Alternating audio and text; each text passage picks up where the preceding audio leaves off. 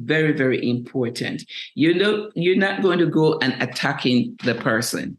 You're going to give them the compliment, and you're going to help them you listen to them. That's very, very important. You listen to the patient, without judgmental, without any being judgmental. You have to listen and hear and come from that angle to help them. Knowing if there has to be, you listen to them, as I said, let them see that you have interest in them. That's great. Sobriety is scary. That's why Untapped Keg explores different perspectives of sobriety and mental health, so that you are not alone. Hopefully, you can find something you can implement into your own life. Sobriety and mental health are topics that often are uncomfortable and complex. We do not shy away from any conversation. But you should know we try to be respectful, but there's always room to learn and grow. Everyone is welcome here, as you are, and you will be respected. We are not medical professionals and do not give medical advice. Please seek medical care if you need it. Now let's get to the show. What's up, everybody? Thank you for tapping into another episode of Untapped Keg, podcast where we explore different perspectives into sobriety and mental health so that maybe you can take some of the tips, some of the tricks, or just some of the coping mechanisms that we use and put it into your life. I am your host, RJ Zimmerman, and I have the absolute pleasure to have the host of the Empowering New Nurses podcast, former nurse, Dr. Miriam Smith. How are you doing today, Miriam? I'm doing great. RJ. The fact that I have accepted this invitation to be on your podcast, it's a great pleasure. And thanks for inviting me. I'm excited to have you because you warm everybody's day. And I really am glad that you're going to be there for our community and listeners out there, because having conversations with you, it changes my mindset for the day. I could be having just an okay day, a somewhat down day, and then I'll have a conversation with you. And all of a sudden I'm like, oh, today's pretty good. I don't know what I'm talking about. And that is such a wonderful, it's a wonderful personality trait that you have. And I just want to give you some flowers. Thank you. I appreciate it. So, Dr. Smith, why don't you tell us a little bit about your podcast and who you are? Well, that's an interesting question. I'm Miriam Smith, DNP. I was recruited to this country in 1986 as a critical care nurse. And I have taken with me experience, like about 8 years of experience. And I came here and I worked in critical care area. And I've worked in different capacities as a critical care nurse, as a nurse consultant in community nursing. I've worked in academia. I've taught transcultural nursing. I've taught public health, community nursing. And of course, I have been an educator for many years. That involves onboarding new nurses, onboarding nurses who are from like second degree nurses, and of course, giving in services and all of that. And sometimes you would say I have to lecture. So my main reason at this time for having embarked on this Empowering New Nurses show, and you have been so inspirational to me, because when it comes to the technical part, I'm challenged a lot, although I've put effort out. But you have been such a person of support, and I appreciate it. I want to let you know, and the public know that too. That so my main reason behind this podcast is that I have seen many nurses young nurses who are scared they are fearful because coming into this profession, but it's a noble profession, but it can be challenging at times. They're scared. They're scared, fear of the unknown. They're not sure how they will be received if they ask questions, and if they'll do the procedures correctly or they'll make an error. There's some multiple reasons, RG, why they might be scared. So, and fearful. So my take on this is that I have a wealth of experience, undoubtedly so. I know I have it. And I have shared a lot with many individuals, and I've seen them grow. I've seen them, they have grown and have been taking their rightful places in society and giving back. So I've seen some become nurse practitioners. I've taught, certain procedures to doctors, to the health, the interprofessionality. I've done a lot of that. And even with the COVID, the COVID injections, vaccination program, I had to educate pharmacists, I educate doctors, I educate nurses, different, I would say, disciplines. And I must say they have been successful and they are doing well. So here it is on nurses. They have come on the units. They have to be taught certain skills, because after passing the NCLEX, after passing that licensure exam, that's just the academia part of it. Yeah. They also have to do the clinical practice. That's that's the critical part of it. And that's very important. Theory is okay. That has its place. But the hands-on, doing the thing right so that the patient can receive high quality care, having the critical thinking, knowing the rationale behind doing what they're doing is very, very important, or else the patient will not be cared for as required or satisfactorily. So here it is. That's my reason behind doing that. And in so doing, I can help my young nurse. I can help my second career nurses. I can share with them communicating effectively. I can also share with them skills. I can give them some of my pointers, tips that I have used over the years that have helped me and helped others. I also have other seasoned nurses coming on and share some of their experiences and say how they can help the nurses. Because, RJ, there are many nurses who are definitely willing to share or impart their knowledge and their skills to help the younger nurse grow. So yeah. That's what it is. And it's extremely wonderful that you're going to take, instead of keeping your knowledge, and your experience, you're going to create a platform to help other people learn and grow. And it's a very incredible thing, because a lot of people, like you said, the technical, it's not great. Like, you don't understand everything. You're trying, and that in and of itself is incredible. A lot of people would be put off. Like, I really want to do this, but I can't figure it out. I don't know how to do it. But you're like, you know what? I can figure it out. I'm going to try to figure it out. And you know what I'm going to do? I'm going to reach out to somebody who has figured it out to see if they can help me too. A lot of people would be stopped by that.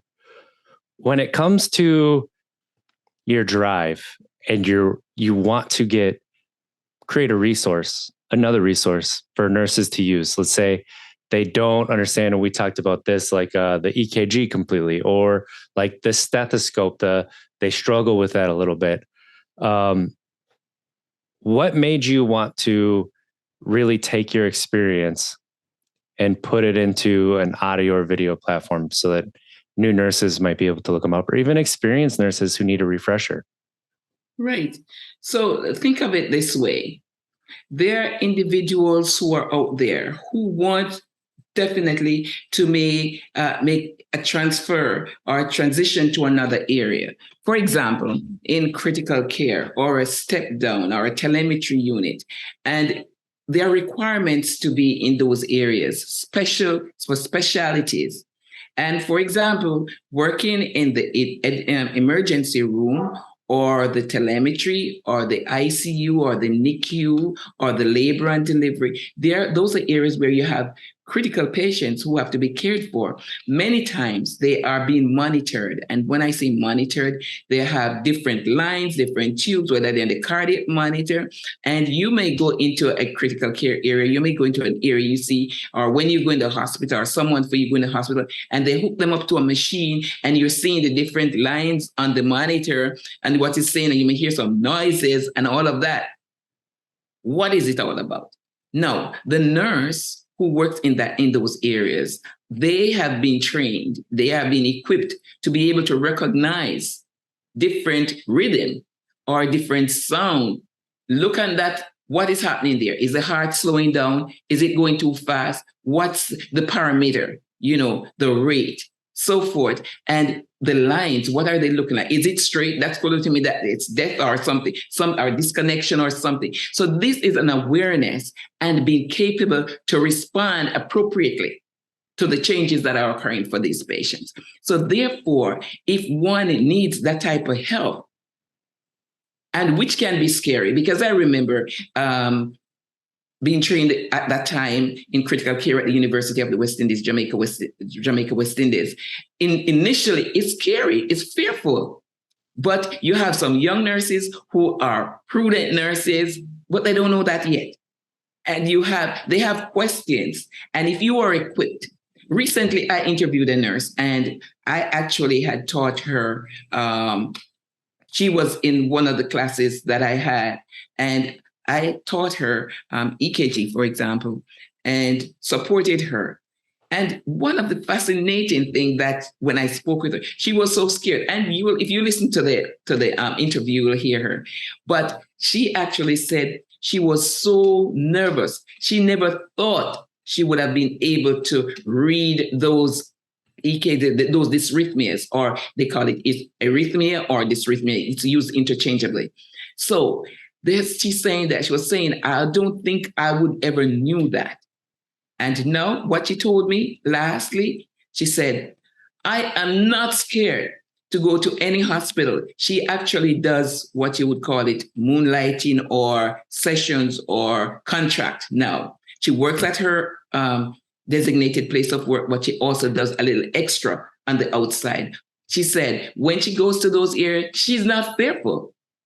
So that means that she's competent, doesn't know everything, which no one knows everything, but she's able to recognize, she's able to work comfortably in that area because of the lessons and the training that she received. So that's a plus. So definitely I'll be able to help someone who struggles with that, be able to recognize, know, identify, be able to treat, and be able to read it. That's wonderful. That really does go to show how not everybody learns the same way. Everybody needs different methodology. Yes, absolutely. So when it comes to, let's say we go to back to when you were working as a nurse, and somebody comes in and they have a drinking problem that is giving them health issues, or they come in to detox. Is there any, when you see those people, do you think, oh, why can't you just give up the drink? Or is it, oh, I really want to help this person, and it's not just what I'm going to be doing physically, but I'm going to be talking to them? How is it that you will approach a person that comes in, let's say, for detox? So actually, I didn't work on that unit, like the detox unit. However, knowing from general how you approach individuals, very, very important. You're not going to go and attacking the person. You're going to give them the compliment, and you're going to help them. You listen to them. That's very, very important. You listen to the patient, without judgmental, without any being judgmental. You have to listen and hear and come from that angle to help them. Knowing if there has to be, you listen to them, as I said, let them see that you have interest in them. That's critical, important. Then you use the same method of, after listening to them, you find the approach, what method you're going to use. As they identify you can be a resource person. There might be other resources on the unit or in the environment where you make a referral.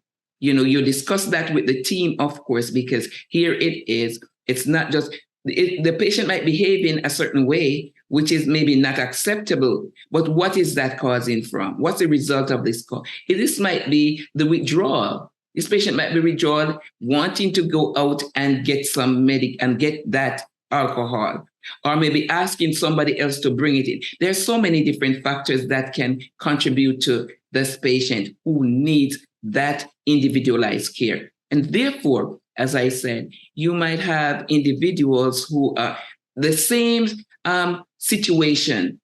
It's different for different individuals. Some patients, when they are withdrawing, they might curse you out as a nurse. You'll be surprised to know sometimes that nurses have taken abuses from patients. And sometimes some of them are withdrawing. They just want to get out. They want to walk out. They want to sign out. To do what? To go back into their normal, and have the alcohol and so forth. When nobody be able to say anything to them, as it were, they make their decisions. So listening to me is very important. And also, as you educate that patient with their medication, there's some medications that interact with the alcohol. And instead of helping, it will be more detrimental. So there it goes. You have to educate. You have to see where they are and help them and make referrals. Sometimes as you make referrals and the doctor discusses it and so forth, they have to go to some other systems where they'll get treatment and so forth. And if they're willing to, many of them will accept that and go get treatment, and they see you again, and they will thank you for having made that recommendation for them.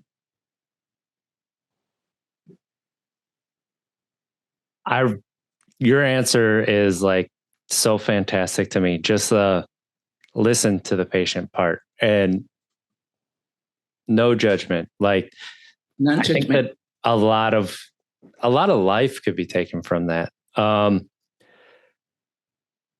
Speaking of like listening and what you said about nurses taking abuse, like honestly, even before I met you, like that didn't shock me. Just what we've seen from the epidemic and everything around that. And so an important topic that we would be remiss to touch on is A, the nursing shortage, and then B, just the I don't want to say mindset, but like the mental wellness of nurses out there. So with the nursing shortage, what do you think is a cause of the nursing shortage? And what do you think a solution could be? And we'll start right there. Very interesting. The nursing shortage, that has been growing. We are living in a changing world, I would say constant changing, and that's happening in the nursing profession also. But if you should look at it, the great percentage of nurses are baby boomers. And when I was at a conference recently, I remember seeing on a button that someone was wearing, and he said like every 15 minutes, a baby boomer retired. That's what it was. So you know what that means. So the shortage is there. Number one, nurses, we're getting older, including myself. Some have retired, and some, because of the COVID situation, they chose to leave earlier than they had planned, right? They have reached the age, but they would have stayed on a little longer, but they have made decision to leave. So the shortage is real. And so in order to help solve some of those problems, right now in New York, I know they're offering, the government there, they're offering individuals to, some scholarships to help to aid and resolve this problem, get young people coming into the nursing profession. And it's not just in New York, in other states that is being embraced. So with the COVID, you did ask about the COVID. I'm telling you, I was part of the team that had to educate and skill. I would say, let me put skill up in this in quotes, because within that short period, within that time frame, nurses who worked not at the bedside or clinical capacities, they had to be refreshed, as it were. And so we had to train, as it were, demonstrate. We had blood transfusion. We had to go through different skills. We had catheterization. We had donning, putting on the preventative apparatus, and also removing them in the fashion to prevent transmission of diseases. We also had traveling. It was just phenomenal, and it's unbelievable. But the things that were covered within that short time, and the mindset, because let me tell you, we had cases where people were coming on who didn't want to be there, in spite of all was happening, and they would turn it back on you, the educator, very upset that they have to do certain things. And also, remember, we have to update these nurses, the team, because number one, many have not been practicing, and there's so many things. We are constantly changing. So in order to give that high quality care, there are certain scientific proofs and changes that had to be made. Well, some of those other individuals, because they're not practicing clinically, they were not acquainted with at this time. So we had to some of them had to undo some of the learning that they had. So they were really adamant about some of those changes that they had to make. So definitely, there were times I would wear a lab coat, usually as an educator. And when the situation was so gross and grave and not enough critical care nurses, my colleagues and myself, we had to just back that off, got on board, cleaning ventilators, giving medications, and doing the best we could, for the survival of life. So it was being challenging, being on some of the units, and nurses would ask me as an educator again and say, we are not comfortable doing this. We are not doing this. We never used to do this. And I had to absorb all of that, and then use another way of meeting them and showing them. And eventually, the good thing about it, you would hear at some point, Miriam, I'm able to do that. I did that. And that was satisfactory to me. That was happy. And, you could see the changes. But we remember, anything that's new does not usually be challenging at first. So unless you get the buy-in of individuals and see the outcome, see the changes, the data collection and all of that, I'm telling you, it was really, really, really, when having meetings early before we started, like little huddles, and then you'd hear the bells going off, death, death, death. And some of the reports were really, really sad, So we have come far, although we have lost so many. Some of our nurses also lost loved ones. We lost some of our nurses also. And that was painful, painful, painful. You had loved ones who lost their loved ones, and they had to be there caring for others, Yeah. So that was an experience indeed. It's one of those times, and I think as a profession too, that we lose sight of the human behind the care, right? And when we look into that time period and how exhausting it was for everybody involved, where do you think the mental wellness is for nurses right now? Do you think that because of the shortage, because of the pandemic, because of all of these factors, that we're at a point of struggle there? Or do you think that it's starting to get better, that people are starting to understand about self-care and about, the hospitals are understanding that when you have a stressed out employee there, when you have a stressed out nurse, stressed out doctor, that they need time away, even though it might put pressure on the team there. Do you think that that's happening, or do you think we're not there yet? Well, let me say this, RJ, that question is really relevant because right now, many nurses, I've spoken to many nurses, and they are upset. Many of them feel burnt out. But at the same time, I must hasten to say that you have leadership today who are aware of the need of self care. And that is being encouraged right now. I think it's being encouraged now more than before. There's an awareness out there that everybody needs care. The nurse needs to care for herself in order to provide care for the patient. So there's an awareness. However, the shortage is real. And you continue to hear nurses here locally, nationally, and worldwide that they're being burnt out. So that's why we're encouraging those out there.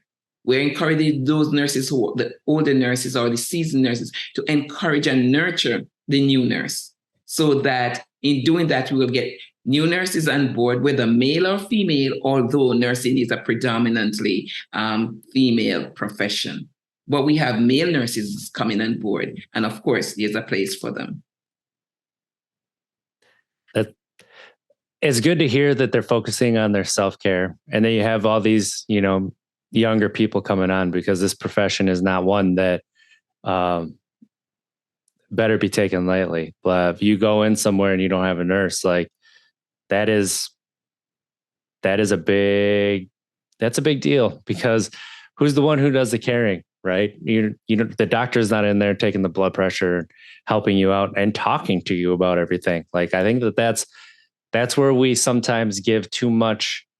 We deify doctors and we don't give nurses as much respect as they deserve, because really the doctor comes in, they take all the information, they make a diagnosis, but who's the one who's taking care of you and administering all of that? It's not the doctors, it's not the physician's assistants likely either. It's the nurses. And it's definitely at a place where, even if you're going in with substance use or, whatever, you're going to be with nurses. Yeah, and RJ, right there, you remember, as you mentioned, the doctor takes it, he makes the diagnosis and all of that. Well, remember, the nurse is the one who is there all the time. Yes. That one, that's bonding, as it were, that relationship building, that connectivity, that connection that's there. That nurse is the one who's there, stays a little extra time listening to that patient. And in listening to that patient, you might glean information that you have to pass on to the other, the interprofessional team, the doctor, that will help, because there was a underlying situation there that was not verbalized. While as the nurse was there dialoguing with the patient, cares for the patient, will get from listening to the patient some tips that can enhance the plan of care for that patient. So, Dr. Smith, what is one thing that you would like to leave with people when it comes to nursing, when it comes to being a patient, all of the above? If there's one thing you can leave people with, what is that? I'm saying treat people as individuals. Give culturally sensitive care to each patient. Those are pointers for me. Treat the patient as individual. Give the highest quality care, congruent, scientific, empirical care. I would say evidence-based care to all patients, not one single patient, but all patients deserve the best high-quality care. That is advice that everybody should take. Treat everybody as individual and your patients as well. And that will help you along in life. I appreciate it. Thank you so much for giving us this awesome interview. It's a little bit of a shorter one, but for those who don't know, I was on Dr. Smith's Empowering New Nurses earlier. So we're doing kind of a tag team here. Miriam, if people would like to find you and find your show, where could they go? Wow. They can find me on YouTube at Miriam Amanda Smith. They can find me on podcast. They can empower new nurses. They can find me on Instagram at Podcast Mir. I'm also on Apple and Spotify, TikTok, Facebook, all the above. I love it. I love it. You're so good at that. You're so good at that. I wanted to set you up because you've been working so hard at that, and just amazing. So for those who don't know, Dr. Smith and I went down to the Podcast Movement Conference, and it was the first time we met in person, and it was a wonderful week. And I definitely miss my friend. So this has been a fantastic way to catch up. So for those who don't know, this has been Untapped Keg, podcast where we explore different perspectives into sobriety and mental health so that hopefully you can take something and put it into your own life, because we are not the same person. We cannot do one for one. There is no cookie cutter. And that is what I want people to take away. So if you're looking for us, Untapped Keg on all social media platforms. And you can find us at youtube.com/untappedkeg. Go to untappedkeg.com, hit that subscribe button so that you know when a new episode comes. Leave a review. Tell me how I'm doing. Let me know if there's a subject or somebody you would like me to reach out to interview. And let me know if there's different things that you'd like me to talk about that I can explore. So with that being said, let's try to be better tomorrow than we were today. Because at least if we don't make it, we tried. Have a great week, everybody. I love you. Love you, RJ. Great. Thank you.